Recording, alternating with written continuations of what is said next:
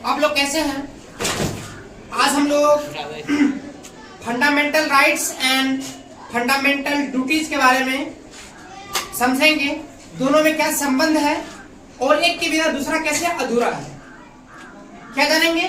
Fundamental rights and fundamental duties. देखिए शुरू करते हैं। Fundamental rights, fundamental rights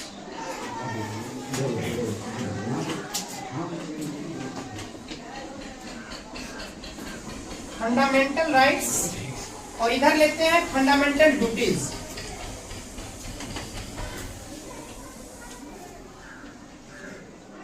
fundamental duties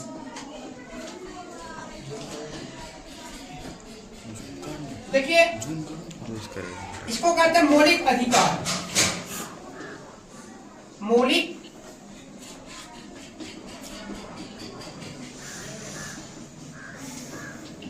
अधिकार और इधर होगा मौलिक कर्तव्य। मौलिक कर्तव्य। देखिए हम लोग आज परिभाषा जानने वाले नहीं, मौलिक अधिकार का परिभाषा क्या होता है, और नहीं हम लोग जानेंगे मौलिक कर्तव्य का परिभाषा क्या होता है। आज हम लोग समझने का प्रयास करेंगे हमारे जीवन में, हमारे दैनिक जीवन में ये मौलिक अधिकार और मौलिक कर्तव्य का क्या योगदान है। हमारे डेवलपमेंट में मौलिक अधिकार और मौलिक कर्तव्य का क्या योगदान है। देश का विकास में मौलिक अधिकार और मौलिक कर्तव्य का क्या योगदान है। किसी भी संस्था के विकास में मौलिक अधिकार और मौलिक कर्तव्य का क्या योगदान है। देखिए एक एग्जांपल लेते हैं। देखिए आप छात्र हैं, आप किसी स्कूल में पढ़ते हैं, तो आप क्या किए, वहां पे फीस दिए हैं, फीस जमा किए हैं, और आपका अधिकार है कि वहां पे जो भी सर हैं, जितने भी शिक्षक और शिक्षिका हैं, उनसे अच्छी ज्ञान प्राप्त करने के लिए आप क्या कर सकते हैं, सर को बोल सकते हैं कि मुझे अच्छी अच्छी बातें सिखाएं, अच्छी अच्छी ज्ञान दीजिए। ठीक है, आपका अधिकार है कि वहां आप अच्छी शिक्षा प्राप्त करें।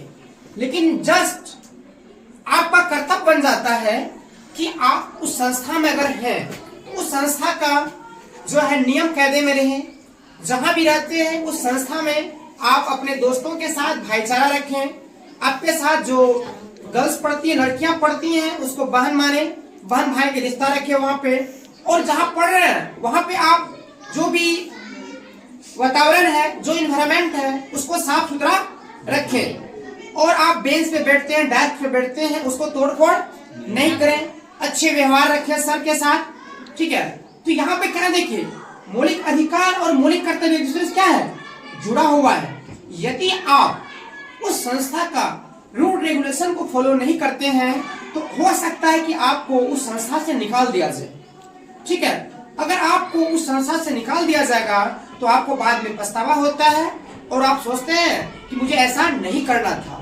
अब देखिए आपके जीवन में प्रभाव पड़ा या नहीं पड़ा, आप लोग बोलिए, पड़ा या नहीं पड़ा? पड़ गया ना?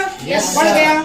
यदि आप उस स्कूल का रूल रेगुलेशन को फॉलो करते तो सर भी खुश होकर के अच्छे अच्छे सर को बुलाते और अच्छी अच्छी ज्ञान की बातें होती, अच्छी अच्छी किताबें पढ़ते, है ना, maths, science, English, social science, है ना, एक्सेट्रा, है ना, और दुनियादारी के सभी ज्ञान आप लोग क्या करते, प्राप्त करते, नॉलेज प्राप्त करते। तो यहाँ हम लोग देख लिए, यहाँ पे हम मौलिक कर्तव्य का उल्लंघन किए तो जीवन पे क्या प्रभाव पड़ गया कि शिक्षक के नजर में हम अच्छे बन गए, अशिष्ट बन गए, दोस्तों के बीच में क्या बन गए, अशिष्ट बन गए। अब देखिए एक एग्जांपल और लेते हैं। अब देखिए हम लोग सभी रोड टैक्स भरते हैं, क्या करते हैं, रोड टैक्स भरते हैं। रोड क्या करते हैं, रोड टैक्स भरते हैं, रोड पे रोड टैक्स देते हैं, टोल टैक्स देते हैं। तो हमारा अधिकार बन जाता है सरकार से कहे कि रोड हमें क्या चाहिए, साफ सुथरा रोड चाहिए, अच्छा रोड चाहिए। ठीक है, तो सरकार आपको अच्छा रोड प्रोवाइड करवाए जिस पर आप अच्छी तरह से गाड़ी चला सके, है कि नहीं है? ठीक है, सेम उसी जगह आपका कर्तव्य बन जाता है कि आप ओवर ड्राइविंग नहीं करें, ज्यादा स्पीड में नहीं चलाए कि किसी गरीब को जाकर के क्या कर दे, ठोक दे, किसी का जान ले ले। ठीक है, अगर यहाँ पे आप क्या करते हैं रोड रूल का उल्लंघन करते हैं तो आप किसी को ठोकर मार देते हैं, उसका जान चले जाता है और आपको यहाँ पे जेल जाना पड़ सकता है, जेल जाना पड़ सकता है, यहाँ तक कि आपके जाने भी जा सकती हैं। तो यहाँ क्या देखे, यहाँ भी मौलिक कर्तव्य का उल्लंघन किए तो क्या हो गया, जीवन पे प्रभाव पड़ गया। अब देखिए घर में लेते, अपने घरों में लेते मौलिक अधिकार और मौलिक कर्तव्य का। देखिए आप 4 भाई बहन है, आप 4 भाई बहन है, आपके माता पिता है, दादा दादी है ना, उसमें सबसे छोटा भाई है, सबसे छोटा भाई है। अब देखिए छोटा भाई का अधिकार है कि सभी बड़े भाई बहन से वो क्या ले, गिफ्ट ले बर्थडे में, है ना, अच्छे अच्छे कपड़े ले, है ना, किताबें ले और उसको जो है एक अच्छा साइकिल भी मिल जाए, छोटा बच्चे हैं तो, है ना, खिलौना भी मिलते रहता होगा समय समय पे। लेकिन वही बच्चा यदि कर्तव्य का पालन नहीं करे, है ना, एब्यूजेस करे, गाली पड़े, घर में बड़े सदस्यों को, बड़े सदस्य क्या करे, गाली पड़े, पापा मम्मी का बात नहीं सुने, तो वहां वो क्या किया, कर्तव्य का उल्लंघन किया। क्या किया, कर्तव्य का उल्लंघन किया। अब देखिए कर्तव्य का उल्लंघन अगर किया वो तो क्या होगा, उनके जो बड़े भाई बहन हैं क्या उनको मानेंगे, क्या पापा उनको पढ़ाने भेजेंगे स्कूल, इसका मतलब क्या हुआ, जीवन में प्रभाव पड़ गया ना। इससे ये पता चलता है कि मौलिक अधिकार और मौलिक कर्तव्य, मौलिक अधिकार और मौलिक कर्तव्य एक दूसरे से क्या है, जुड़े हुए हैं, है ना। मौलिक अधिकार मौलिक कर्तव्य के बिना क्या है, अधूरा है, और मौलिक अधिकार भी मौलिक कर्तव्य के बिना अधूरा है। मतलब ये हुआ कि अगर आपको अधिकार चाहिए तो कर्तव्य करना पड़ेगा, है ना। अगर मान लीजिए कोई बच्चे पढ़े बिना कह दे कि हम बिहार टॉप कर देंगे, होगा क्या, यदि आप तन मन धन से क्या करेंगे, पढ़ाई करेंगे, हो सकता है बिहार टॉप नहीं करे तो जिला टॉप कर सकते हैं, है ना। यहाँ हम लोग तभी से एक निष्कर्ष निकाल लिए हैं कि जहाँ भी देख रहे अधिकार है वहाँ कर्तव्य है, जहाँ अधिकार है वहाँ कर्तव्य भी है। कर्तव्य के बिना अधिकार आपको क्या हो जाता है, अधूरा रह जाता है। इसलिए अगर आप कर्तव्य नहीं करेंगे तो आपको अधिकार नहीं मिलेगा।